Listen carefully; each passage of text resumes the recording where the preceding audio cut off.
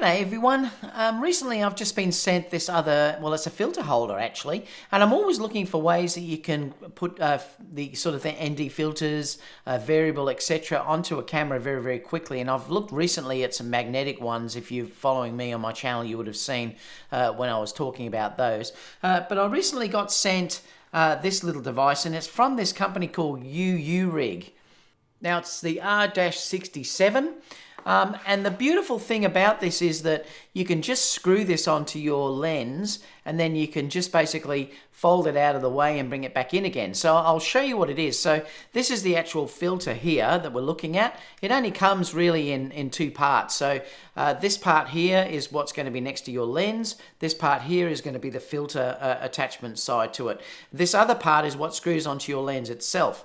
So simply to attach it, all you do is you grab your lens. Now, I'm going to use the Tamron 28-75 here, so I'll just stick this on. Now you can put this in any position that you like, so it can be off at the side, it can be at the top, or it can be, you know, down the bottom. It depends on which way you want to go.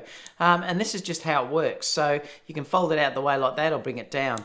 Now with your ND, all you do is you then screw the ND into this filter that I've just attached, or filter holder that I've just attached.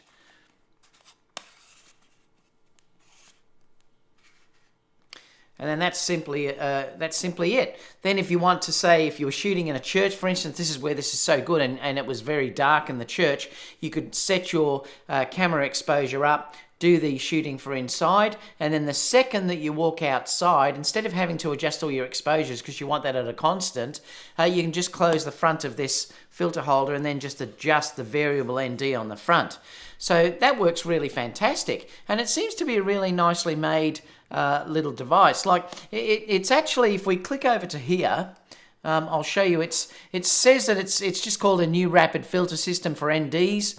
You can engage and disengage it very, very fast, which is also really good. It's available in all step-up sizes, and I'll show you those in a minute in the bigger pictures how it works. It's aluminium alloy, and it's a very solid structure, so it's very solid, and like I said, it's all made of metal, but it's very light, which is nice, being aluminium. There's no light leak when the filter is closed, and I've tested that, and that does seem to be fine. And it's got the wide angle compatibility. There are some issues though that you will get vignetting, and I'll talk about that too sort of when I summarize this, but you do get vignetting that occurs if you use primes wider than 18 millimeters or zoom lenses wider than 30 mil. And so that's what I've found too with that when we're looking at them. So let's look at these images a little bit bigger. So you can see you can fold it up the top like you see here. If you wanted to, you could fold it from the side if you want to go that way. Now the filter sizes that this comes in is a 49mm, the 58, the 67, 72, 77 and 82. So you've got a really good coverage of filter sizes there that you can put onto these devices, and it seems to work really well as you see on these pictures. It's quite nicely made, and it's, you know, like I said, it's really quite cheap as well.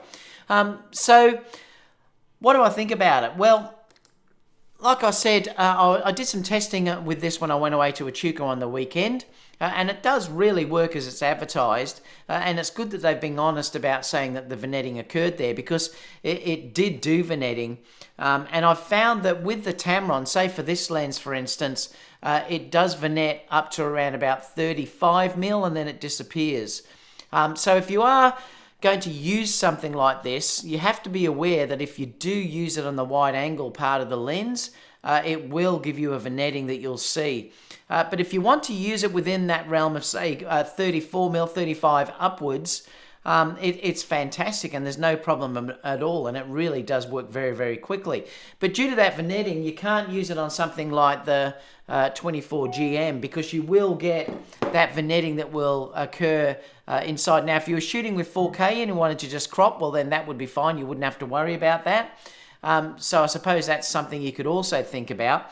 But you know, I'd always be probably a little bit worried due to the fact that if I wanted to open this right at the wide end, I'm going to have some vignetting in the corners, and that would worry me a little bit about that. I suppose you have to make a judgment whether that affects you or not. If you're always working between that 35mm and up, it's not going to be a problem. If you want to go wider though, it is going to be a problem. That happens because the lens is so wide when they're, say, put at 28 on this one, that you're starting to see the edge of the actual filter itself. And that's just due to the fact that this is so wide, and that's a problem that you're going to have to live with. But overall, look, the quality is really good. I haven't been able to fault the quality on this. For the price, I think it's amazing, and I will put the links down below. The quality is really good. It's really light, does what it says it does. You just have to be aware of the vignetting that's there. So I will put the links. Let me know if you have any questions about this, and I'll see you all soon for the next video. Bye for now.